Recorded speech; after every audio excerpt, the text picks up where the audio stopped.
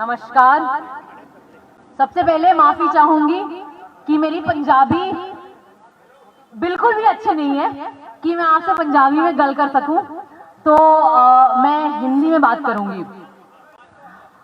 मैं आज यहाँ एक कलाकार के नाते आई हूँ, मैं आज यहाँ भारत के एक नागरिक के नाते आई हूँ, और मैं आज यहाँ एक ऐसी बच्ची के नाते आई हूँ, एक उन सारे नौजवानों के नाते आई हूँ जो शहरों में पले बड़े हैं, जो कभी गांव गए नहीं हैं, जिन्होंने कभी खेत शायद देखे भी ना हो।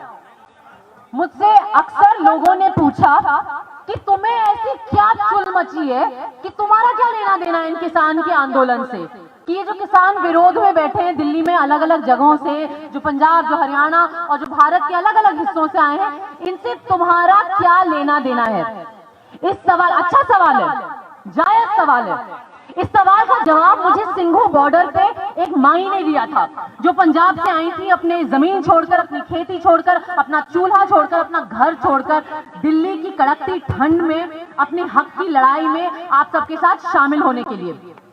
मैं ऐसे ही बैठी हुई थी और भाषण सुन रही थी। उन्होंने मेरी तरफ देखा और कहा, क्या करने आई हो? मैंने कहा, देखने। तो उन्होंने कहा कि खेत में गई हो कभी? मैंने कहा, नहीं। उन्होंने कहा, किसानी से नाता है तुम्हारा कोई? मैं कंफ्यूज हो गई। मैंने कहा, नहीं।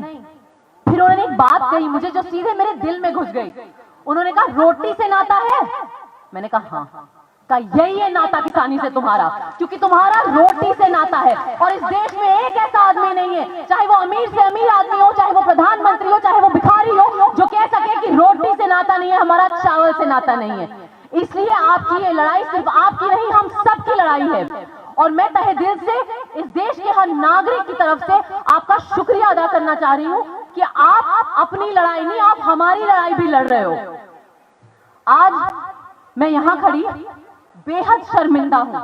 मैं शर्मिंदा हूं कि हम एक ऐसा देश, एक ऐसा समाज बन गए हैं जहां हम अपने बड़े बुजुर्गों की सेवा करने के बजाय, उनकी इज्जत करने के बजाय, उनको यहां सड़कों पे लाके मजबूर कर दिया है हमने कि वो ठंड में, कड़कती हुई ठंड में अपने दिन और रात काटें।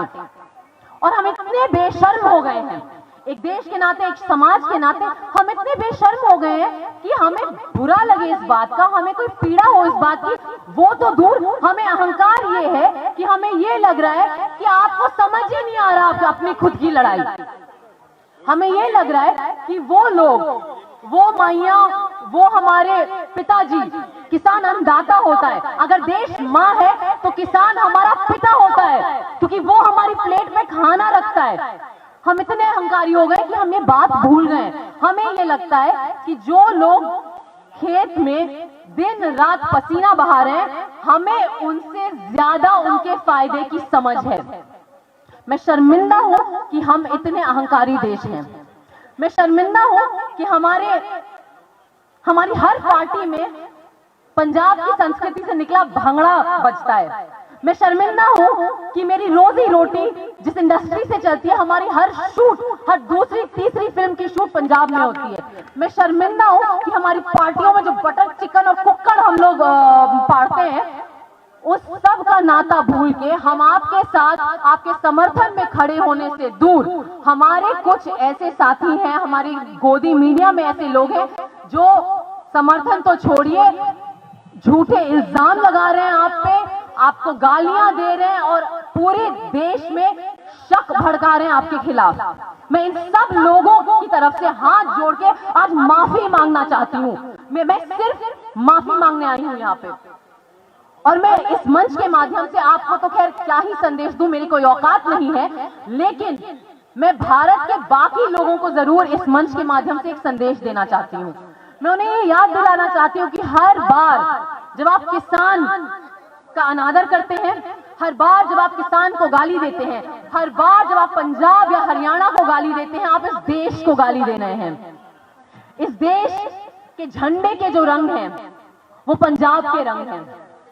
इस देश के झंडे में जो भगवा है वो पंजाब के बलिदान का रंग है। इस देश के झंडे में जो सफेद रंग है वो गुरु नानक साहब के संदेश का रंग है, शांति और प्रेम के संदेश का रंग है। इस देश, सत श्री अकाल, इस देश के झंडे में जो हरा रंग है वो आपके दुपट्टे का रंग है, आपकी पगड़ी का रंग है, वो उस हरित क्रांति का रंग है।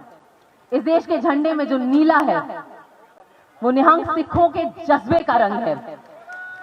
जब सत श्री अकाल, जब हम इस आंदोलन का विरोध करते हैं, जब हम इस आंदोलन का अनादर करते हैं, जब पंजाब का अनादर करते हैं, आपका अनादर करें, हम इस देश का अनादर कर रहे हैं।